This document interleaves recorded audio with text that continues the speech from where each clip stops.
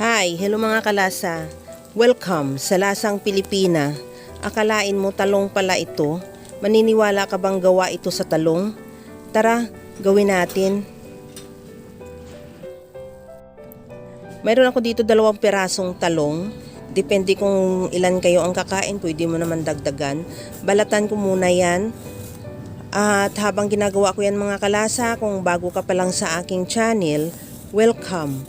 At huwag kalimutan mag-subscribe at i-click ang bell button para sa mga notification. At kung dati ka pa, welcome back at i-follow mo na rin ako sa aking Facebook page Lasang Pilipina. Pagkatapos yan, hiwain ko lang ng mga 3 piraso, depende sa laki ng talong mo.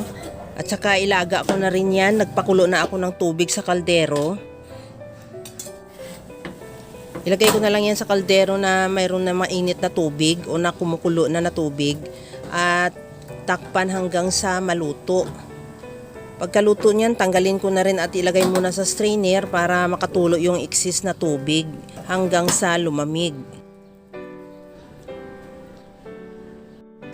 Pagkalamig niya, ilagay ko na rin sa bowl at durugin ko na o imamas ko siya. Gamitan ko na lang ng tinidor.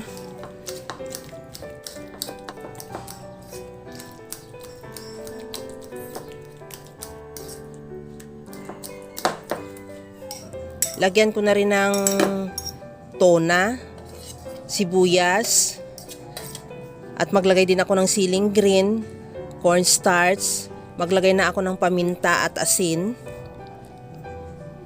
Lagyan ko rin siya ng liquid seasoning at sesame oil. Pagkatapos yan, ihalo lang din hanggang sa mag-combine yung lahat nating ingredients.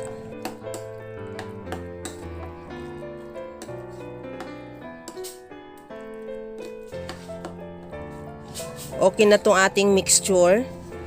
Prituhin na natin yan sa kawali, maglagay ng mantika at painitin at lutuin na natin yung ating eggplant mixture. Ginamitan ko lang yan ng 1/4 cup na scoop para medyo magpareho man o magpantay ang laki ng ating patis. Pagkatapos yan, antayin na lang mag-brown o maluto yung kabilang side, saka natin yan baliktarin. Ganun din yan ng kabilang side, pagka mag-brown na rin at saka luto na, pwede na natin yan tanggalin at ilagay sa plato na may paper towel para makatulo yung excess na mantika. At okay na yung ating eggplant patties, ready to serve na yan. Kaya mga kalasa, kung nagustuhan mo yung ating video, please like na lang at pakishare na rin sa inyong mga friends.